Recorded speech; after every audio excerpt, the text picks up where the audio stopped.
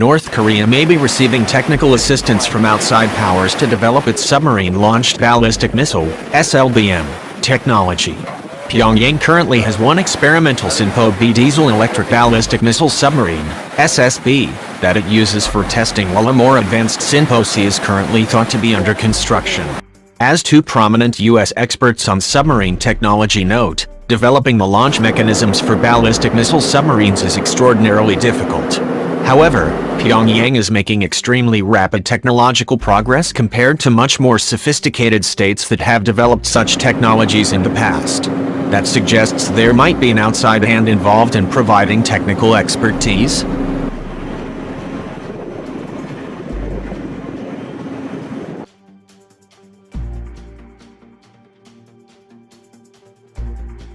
Building an SLBM and SSB, or SSBN, is very technically challenging. Launch system, proper navigation inputs to missile prior to launch, proper depth keeping for submarine, etc. Retired U.S. Navy submariner Thomas Callender, currently a senior research fellow for defense programs at the Heritage Foundation and former director of capabilities at the Office of the Deputy Undersecretary of the Navy, Policy, told the National Interest.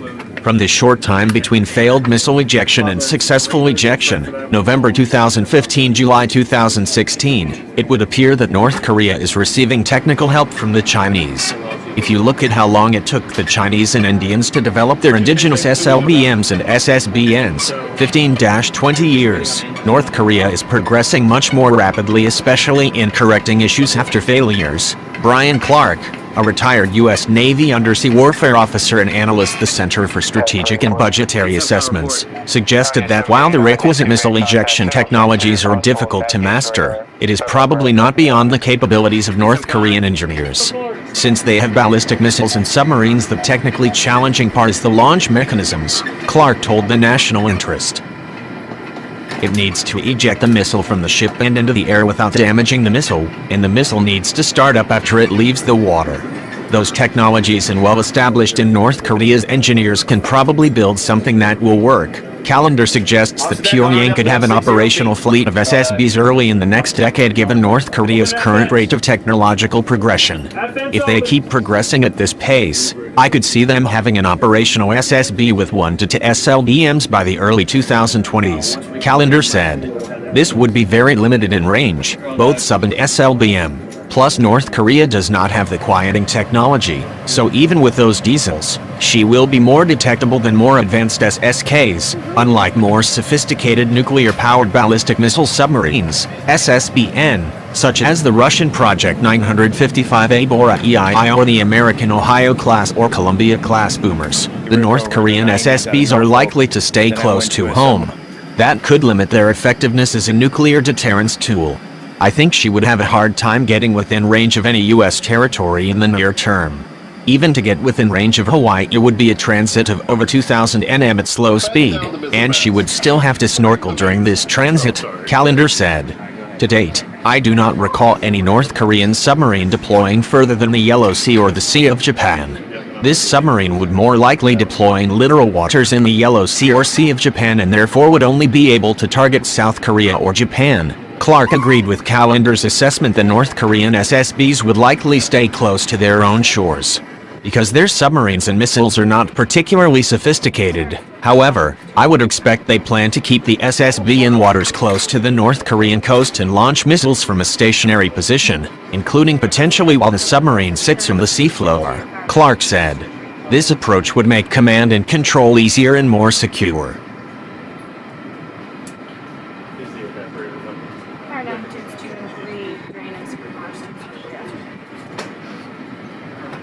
However, that approach does have disadvantages.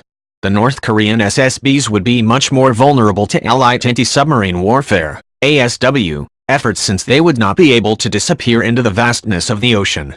Moreover, unlike the Russians and Chinese, The North Koreans do not have sufficient naval forces to create a fortified bastion to protect their ballistic missile submarines. Because the SSB won't be roaming around a large area, ASW against it would be easier, Clark said.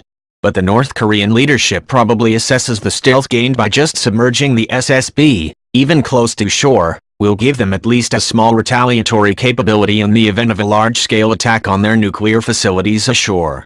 The SSB would be intended as a deterrent, rather than as part of what they may initially use against the US or its allies, while the Sinpo-C might eventually provide Pyongyang with a rudimentary retaliatory second strike capability. It is not comparable to the true strategic deterrent provided by an SSBN such as the US Navy's Ohio-class boomers. To be a true undersea nuclear strategic deterrent leg, requires an SSBN with its long endurance, and range if its missiles are limited in range, Callender said. But then, North Korea probably does not need more than a rudimentary capability to deter the United States and its allies. Japan and South Korea is right next door.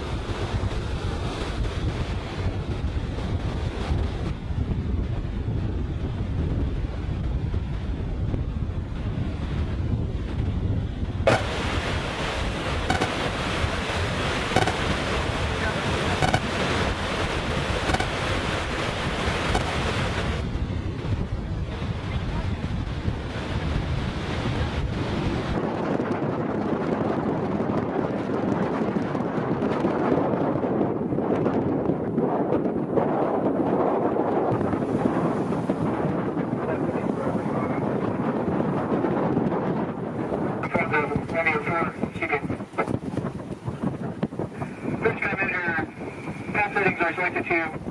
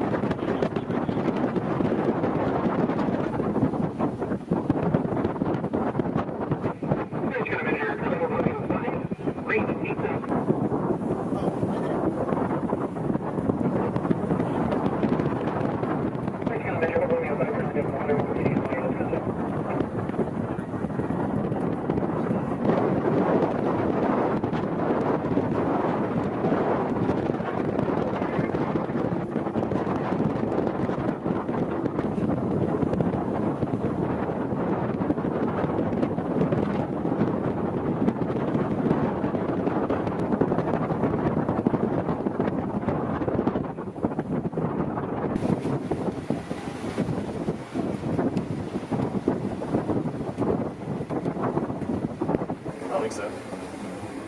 You never know.